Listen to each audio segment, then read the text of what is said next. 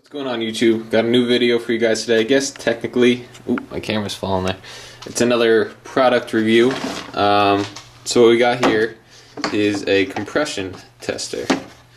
Directions, get those out of there. So here's what comes with the kit that I ordered. Now I never owned one before. Ordered this off Amazon. I think it was around 20 bucks. I will definitely put the link for this in the description in case you guys are interested in buying one. So it's pretty simple how it works, right? You got your fittings here. These screw into the top of your head cylinder. Then you got your hose here, which this end here will screw into this end. And you can see they got O-rings on them, so you don't have to worry about putting Teflon tape on it or anything like that. And then once you have this screwed into your cylinder, and then you got this screwed into the fitting, then you got your gauge here, which is a little quick release function here, which is pretty nice. I'll show you guys how it works in a second. And then you also have this little pressure release valve, and it just resets the gauge once you have pressure in the line. So what we'll be testing this out on today is my MS311 here. I'm almost positive that has bad compression. The way I know that is whenever I take the muffler off, so the muffler is on this side here, whenever I take that off, starts up first pull, and whenever I have the muffler on, I can't get it started. So typically chainsaws you need around like 150, I guess it's PSI, yeah, PSI, 150, 175. Anything lower than that, it could be you have a bad piston or you have bad piston rings. So I know the piston on this is good because I just rebuilt the, I just put new bearings on the crankshaft on either side, and I put new seals in it. So I looked at the piston, it looked good, but the piston rings do have a possibility to be bad. So let's find out real quick. So the first thing you want to do is determine what size fitting that you need. Get that screwed right into the spark plug hole. Thread that down and tighten her up. You don't want to go crazy tight, but you do want that O-ring to make a good seal so you have no air leaking by. Pretty good there.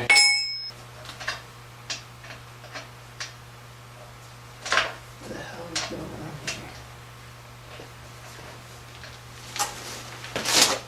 So the next step is to thread your hose on here. Easier said than done, just because you got this hose that's in your way, but trust me, this is easier than putting it up. Take your channel locks, tighten her up a little bit. You don't got to go crazy tight here. And then the next thing you take is your gauge here, and so you guys can see, push it up, slide it down, and then that's locked in. One thing I do want to note is to make sure you have your chainsaw in the off position. Just to be safe, you don't want to hurt the magneto or anything, so it's better off just to shut it off. And the other thing I do want to mention is when you do this, you actually want to be holding down the throttle while you're pulling it, and you want to pull it like 5 or 6 times, because that'll give you the most accurate reading on your gauge. So let me get you guys set up, and then we'll see what happens when we pull it over a few times. Alright, I got it resting on my other chainsaw, so hopefully it doesn't fall over once I pull it. Let's get my foot in here. Alright, so I'm going to give it like 5 or 6 pulls, see what happens. So that was 6 pulls right there, and looks like it's about 40 PSI, which is really bad. Let me give it a couple more pulls, see if we can get it any higher.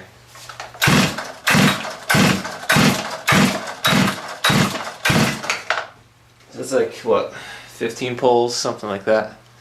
And I'm getting about 50 PSI, which is way off from what you want to be with the chainsaw. Again, you want to be like 150, 175, so I'm pretty sure the piston rings are bad with this.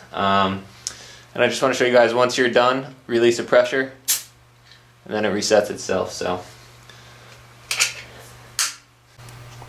The one thing I did not mention before is you have these two other things in here. So this is a rubber bushing on the bottom. It goes to a pipe that connects right to your gauge. I guess for this, if it fits inside whatever you're trying to test, you can just put that in there and then pull it over, versus having the hose here. So I guess it makes it a little easier depending on what you're working on. But again, if you guys enjoyed this video and you're looking for one of these, it's not something you need every day, but when you need it, you definitely need it. Look in the description below. I will have a link to this exact one. Thank you guys for watching, and we'll see you next time.